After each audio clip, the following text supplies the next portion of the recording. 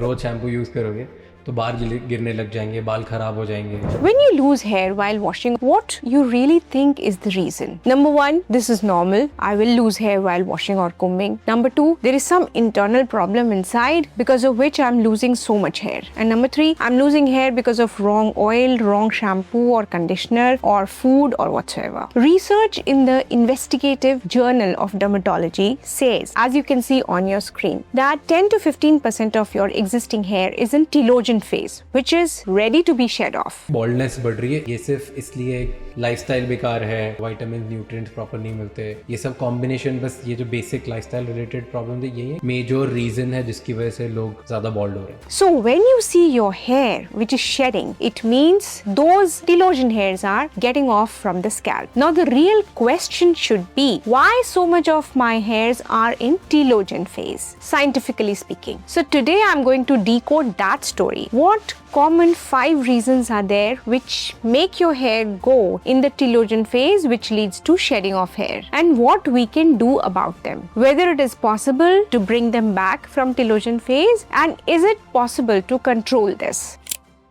As we all know, hair grows in cycles. So the anagen phase or the growing phase is the most important phase when we want our hair to be in that phase only. But only 80 to 85% of hair are in that phase. The rest 10 to 15% of hair tend to shift to the telogen phase, after which they are shed off by exogen phase. Now, what are those conditions which lead more and more hair to telogen phase? So discussing those 5 important conditions now. Trigger 1 is psychological or physical stress. Now, if you are stressed out mentally a lot, it means more and more cortisol is coming in your blood, and the body is now giving a stimulus that we need to be in the fight or flight mode, and therefore we need to equip ourselves. Now, hair follicle is considered something which grows best at leisure. So the blood supply to the hair follicle is compromised. As such, the growth phase at that particular point of time is stunted. This shows in 2 to 6 months of time. So when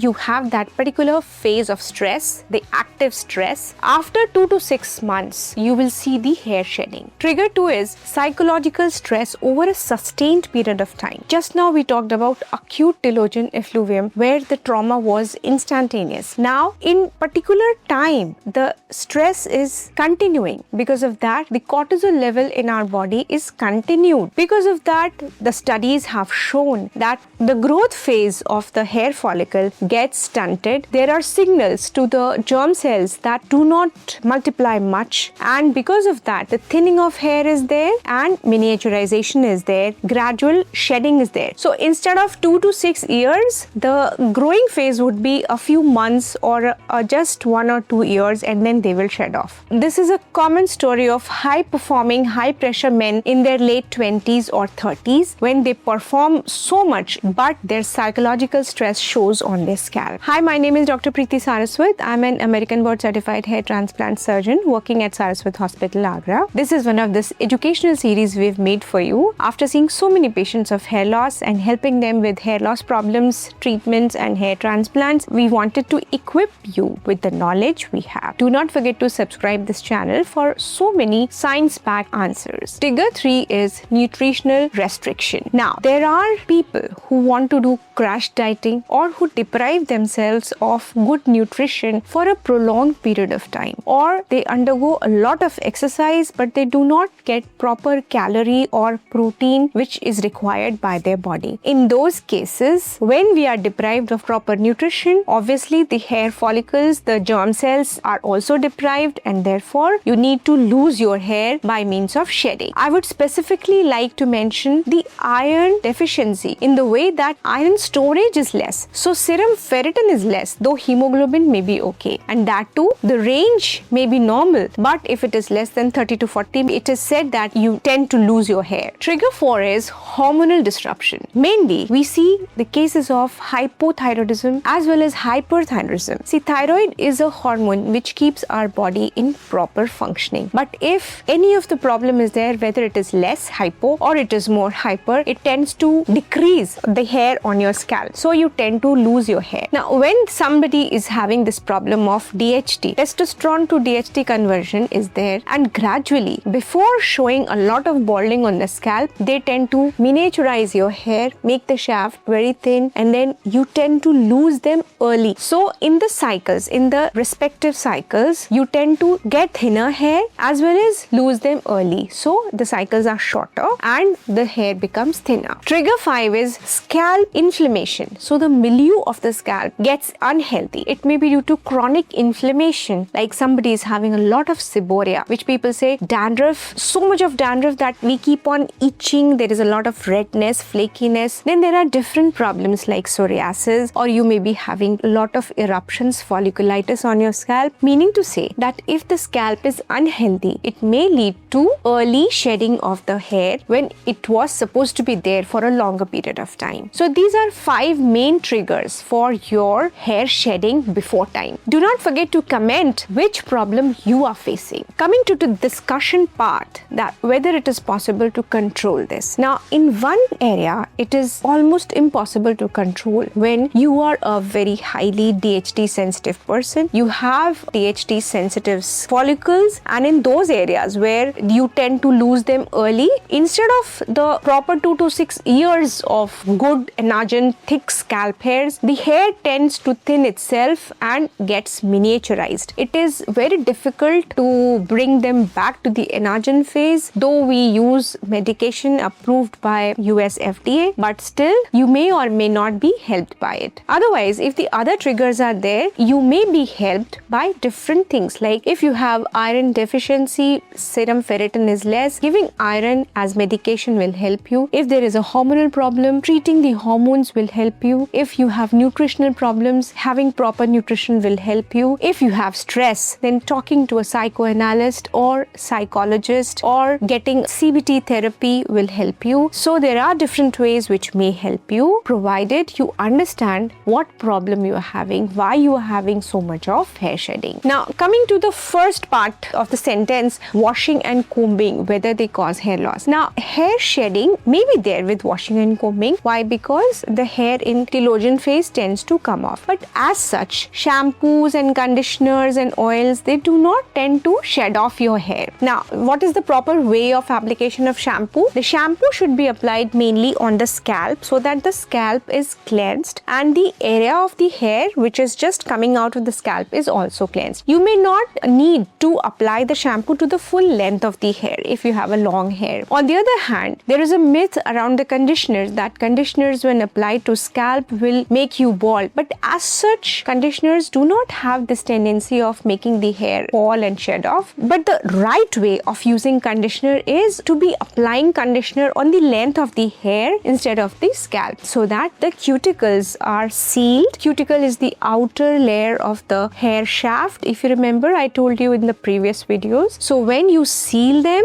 with the conditioner, you seal and trap the moisture and hydration inside. The hair becomes softer, lighter and shinier, and it stays like that for a longer period of time. You can wash your hair as frequently as it is required. There is no need to panic about that. Now, just a couple of things when you are combing your hair. If you have very wet hair, do not try to pull and comb your hair in the whole length, because then it gets stretched and it may lose the tensile strength and it may get broken. Also, it may just come out like plugging off from the scalp. Also, use a wide tooth comb while combing your wet hairs so that they are not pulled off the scalp. Do not forget to share this video with your family and friends who really need this info. If you want to see how this patient got his hair through hair transplant, please click the link on the left. And if you want to know about seasonal hair fall, you can click the link on the right.